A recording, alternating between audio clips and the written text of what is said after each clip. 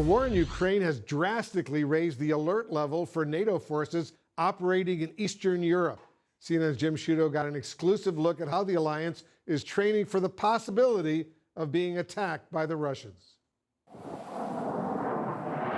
At dizzying speed, the fighter jets zoom low over the NATO task force. Again, and again, and again. These are Polish and German Air Force jets, but they're playing the role of Russian aircraft on attack. Part of air defense exercises and what sailors and commanders say is an increasingly tense environment on NATO's Eastern Front. Flying, sailing, readying for any and all combat scenarios. These exercises are taking place in the Baltic Sea, within striking distance of the Russian enclave of Kaliningrad. And it's no accident that NATO pilots are flying MiG-29s and Sukhoi-24 aircraft, just like the Russians fly.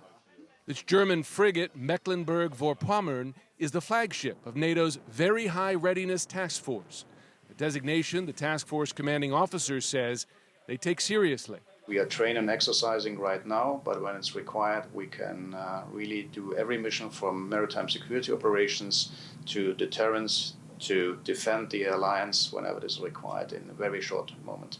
The task force is now approaching Russian territory, Kaliningrad, and so we're practicing heightened awareness.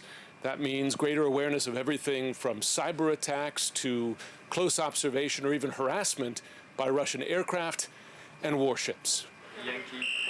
Awareness of Russian forces is high. Right in the middle of the simulated attack, officers on deck report Russian aircraft, actual Russian Sukhoi fighter jets, approaching fast. Sailors scan the horizon for sight of them.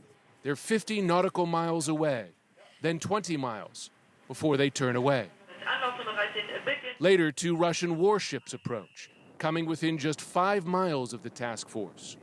This force, like the alliance, is international, with ships from the German, Portuguese, Spanish, Polish, Danish, and French navies. I climbed down the side of the Mecklenburg for a fast boat ride to the Portuguese frigate Bartolomeu Dias. There, members of Portuguese elite special forces drill for an attack by small boats, their guns trained on the horizon, watching and waiting. Helicopters patrol the waters day and night. These are exercises, but soldiers and sailors make clear they are training and readying for the real thing.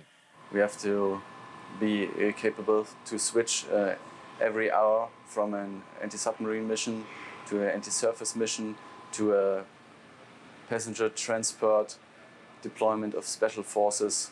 So every day is different. The war in Ukraine looms large here. This task force now sails with twice as many ships and sailors as before the invasion. And as the task force commander told me, they are NATO's first line of defense against any new acts of Russian aggression. We ended our trip in Estonia, and I'll tell you, Wolf, when you go to the eastern-facing NATO allies such as Estonia, and I met the Prime Minister while I was there, Kaja Kallas, they speak in even starker terms than the western side of the alliance. They see Russia as a continuing threat. In effect, they don't put anything past Putin. They're nervous that he might attack the alliance, and they're preparing for it. Very disturbing indeed. Excellent reporting, Jim Sciutto. Thank you very, very much.